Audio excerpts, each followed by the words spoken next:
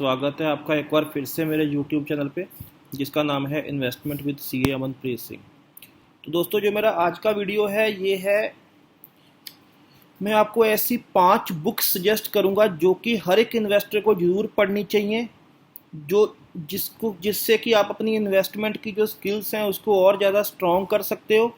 और ये जो बुक्स हैं ये आपको बहुत अच्छा लेसन देती हैं, और मेरे हिसाब से कोई भी इन्वेस्टर जो कि शेयर मार्केट में इन्वेस्ट करता है उसको ये 5 बुक्स जो हैं वो अपनी ज़िंदगी में ज़रूर पढ़नी चाहिए।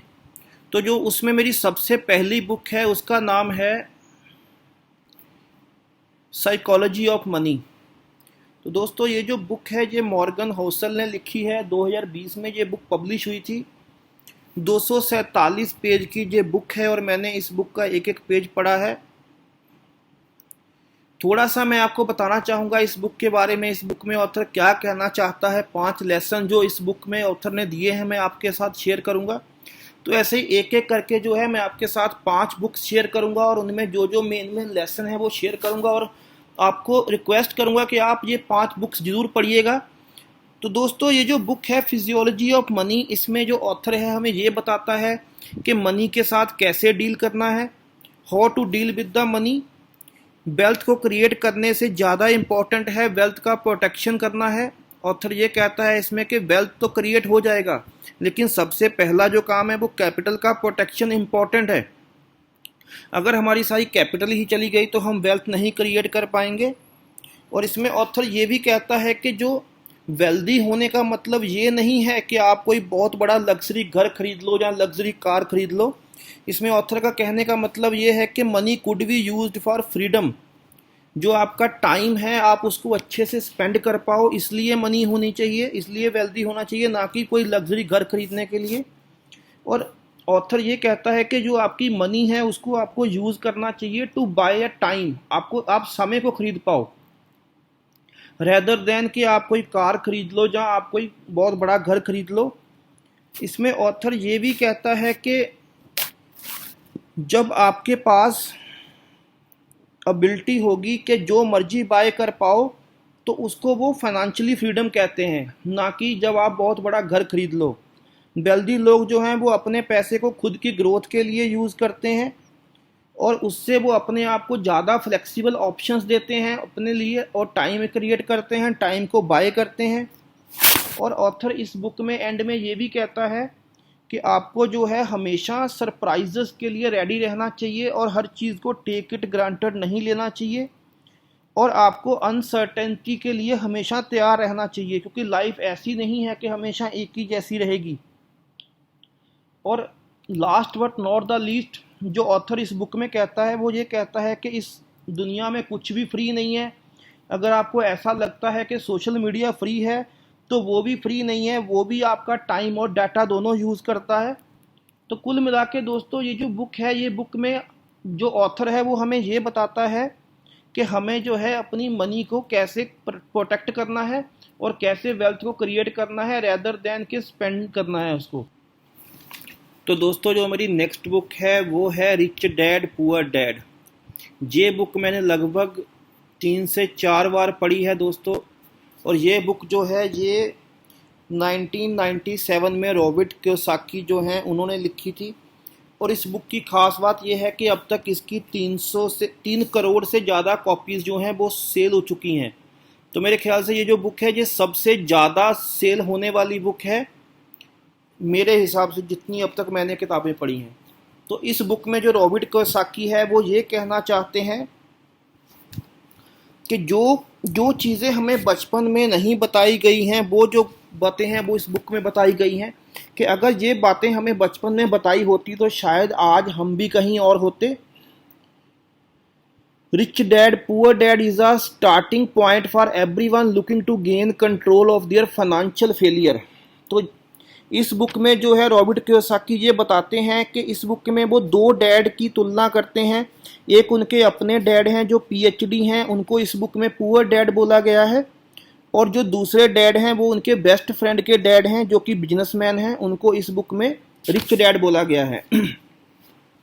तो इस बुक से जो लेसन है जो रॉबर्ट कियोसाकी देना चाहते हैं उसमें वो ये बताते हैं कि we should not run away from challenges, हमें चैलेंजेस से दूर नहीं भागना चाहिए और हमें जो है अपॉर्चुनिटीज़ को ढूंढना चाहिए, ऐसा उनका मानना है।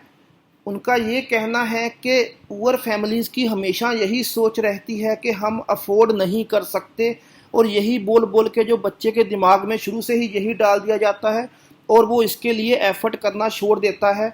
जबकि जो रिच फैमिलीज़ की मेंटेलिटी होती है वो ये होती है कि हाउ टू अफोर्ड, वो अपने बच्चों को शुरू से यही बताते हैं कि अफोर्ड कैसे करना है।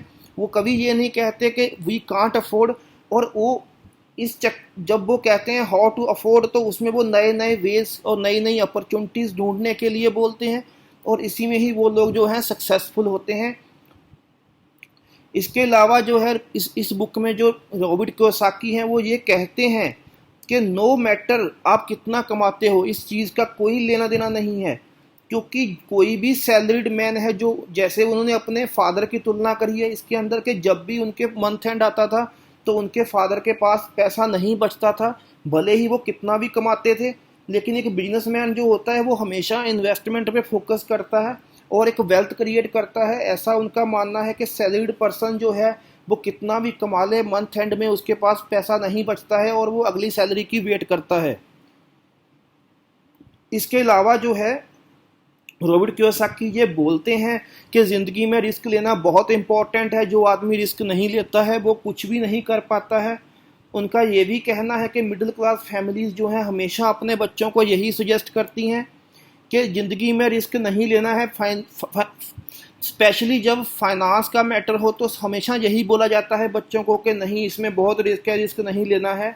मिडिल क्लास लोग हमेशा रिस्क लेने से डरते हैं, और इसके उल्टा जो रिच लोग हैं वो फेल भी होते हैं, रिस्क भी लेते हैं और फिर एक दिन कामयाब हो जाते हैं। ये मेंटालिटी है रिच डैड की। इसमें रॉबर्ट कियोसाकी ये कहते हैं कि you can't create wealth by being a employee, आप नौकरी करके कभी भी वेल्थ नहीं बना सकते हैं, क्योंकि हमेशा जो आपका एम्प्लॉयर होता है वो आपको आपका जो भी कैलेबर होता है उससे हमेशा कम ही पेमेंट करता है, क्योंकि उससे ज़्यादा वो कमाता है उसमें से ही वो आपको देता है। और वो हमेशा यही कहते हैं, रॉबर्ट कियोसाकी हमेशा यही कहते हैं कि कभी भी अपना जो टाइम है वो स्मॉल सैलरी के लिए मत सेल करिए और हमेशा बिजनेस अपॉर्चुनिटीज़ ढूंढिए और आप एक दिन हमेशा ज़रूर कामयाब होगे, ऐसा रॉबर्ट कियोसाकी का मानना है।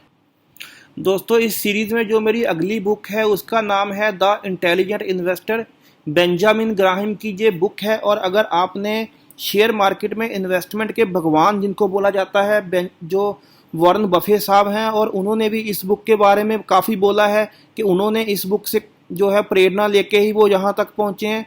ये बुक जो है ये इन्वेस्टर्स के लिए बाइबल है। इस बुक को जो भी इन्वेस्टमेंट में आना चाहता है वो ज़रूर इस बुक को पढ़े, क्योंकि ये बुक बहुत पुरानी बुक है और हो सकता है इसके कुछ कॉन्सेप्ट जो हैं आज की मार्केट में एप्लीकेबल नहीं होते हों, लेकिन मोस्ट ऑफ द टाइम जो ये बुक है ये बहुत वैल्यूएबल बुक है। ये बुक मेनली हमें वैल्यू इन्वेस्टिंग सिखाती है कि हमें किस स्टॉक में जो है इन्वेस्ट करना चाहिए, किस टाइम पे इन्वेस्ट करना चाहिए। बेंजामिन ग्राहम साहब की ये जो बुक है ये बहुत पुरानी बुक है और बेसिकली ये बुक जो है ये बताती है कि कोई भी स्टॉक हमें तब खरीदना चाहिए जब वो अपनी इंट्रिंसिक वैल्यू से भी नीचे आ जाए। मतलब जो उस स्टॉक की इंट्रिंसिक वैल्यू है, मान लीजिए उसकी वैल्यू 100 रुपया है, तो जब वो कोई भी स्टॉक 80 रुपये आ जाए हमें तब उस स्टॉक में एंट्री लेनी चाहिए। उससे क्या है कि मार्जिन ऑफ सेफ्टी जो है वो रहता है। अगर हम मान लो 100 रुपये का स्टॉक जिसकी वैल्यू है हम 120 रुपये में खरीदते हैं तो कोई दिक्कत नहीं है, हो सकता है वो स्टॉक 200 का भी हो जाए, लेकिन मार्जिन ऑफ सेफ्टी जो है उस स्टॉक में कम रहेगी। ये बुक जो है ये हमें ये बताती है। इस बुक में जो है बहुत सारे एग्जाम्पल्स और बहुत सारे मेथड्स दिए गए हैं कैसे वैल्यू को इन्वेस्ट करना है। तो इस बुक को कोई भी इन्वेस्टर जो भी इन्वेस्टमेंट करना चाहता है इस बुक को ज़रूर पढ़े। तो दोस्तों इसमें जो मेरी अगली बुक है वो है लेट्स टॉक मनी, आओ पैसे की बात करते हैं। ये मोनिका हलान जी ने ये किताब लिखी है और ये मुझे किताब बहुत ही पसंद है। ये किताब जो है ये कोविड के टाइम पे मैंने पढ़ी थी और जो है मुझे बहुत ज़्यादा पसंद आई। तो इस बुक में जो ऑथर ये कहना चाहती है कि जो मेनली इसमें ये बोला गया है कि हमें जो पैसा है वो सेविंग फंड में क्यों नहीं रखना है, कैसे हम सेविंग फंड में रखी हुई मनी को इन्फ्लेशन से लूज करते हैं, हमारा पैसा जो है उल्टा कम होता है बढ़ने की बजाय। इसके अलावा ऑथर ने जो है हमें इन्वेस्टिंग के बारे में इसमें बहुत अच्छे सुझाव दिए हैं।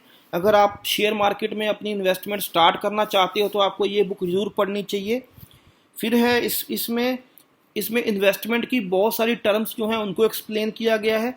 इसमें ऑथर ये बताती है कि इमरजेंसी फंड क्या होता है, और इमरजेंसी फंड जो है वो कितने समय तक का, 6 मंथ से 2 साल तक का जो इमरजेंसी फंड है वो हमें मिक्स ऑफ एफडी और रखना चाहिए, both public sector and private sector banks में।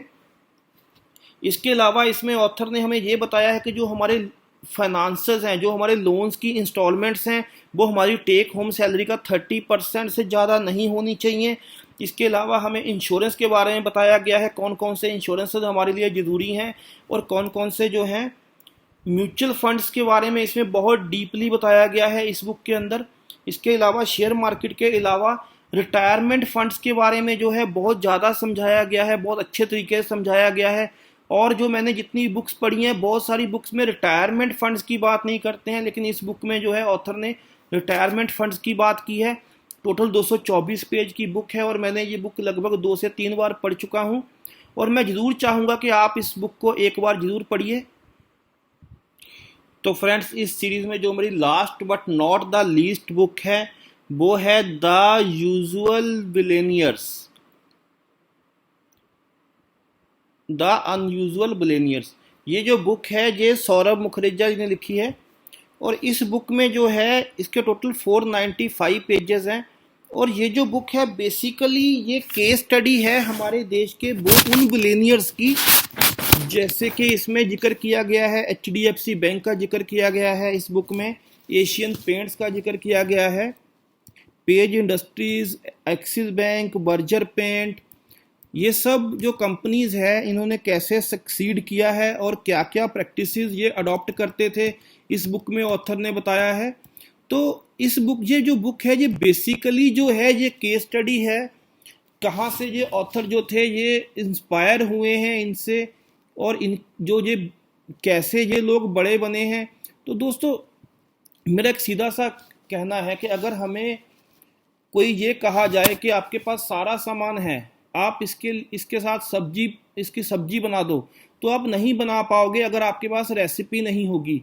ऐसे ही अगर मान लो हमें इसमें अमीर बनना है और हमारे पास कोई रेसिपी ही नहीं होगी तो हम अमीर नहीं बन सकते हैं। तो बेसिकली ये जो बुक है ये रेसिपी है कि कैसे जो हैं ये लोग अमीर बने, और अगर हमारे पास रेसिपी होगी तो हम भी उसके रास्ते पे चलते हुए वहाँ तक पहुँच सकते हैं। तो ये 5 वो बुक्स हैं जो मेरे ख्याल से सबको पढ़नी चाहिए। एक बार फिर से इसका रिव्यू कर लेते हैं। Physiology of money, the intelligent investor, let's talk money, rich dad poor dad और द अनयूजुअल बिलियनियर्स। तो फ्रेंड्स, अगर आप लोगों को ये बुक कहीं से भी नहीं मिल पाती है तो आप मुझे कमेंट बॉक्स में लिखना, मैं आपको ये बुक प्रोवाइड करवा दूंगा, मेरे पास है, और इसके लिए मैं कोई भी आपसे चार्जेस नहीं लूँगा, मैं आपको सॉफ्ट कॉपी में ये बुक प्रोवाइड करवा दूंगा। तो दोस्तों, मेरे चैनल को सब्सक्राइब कर लीजिए और नई वीडियोस पाने के लिए बेल आइकन दबा लीजिए। मिलते हैं एक नए वीडियो में। Thank you.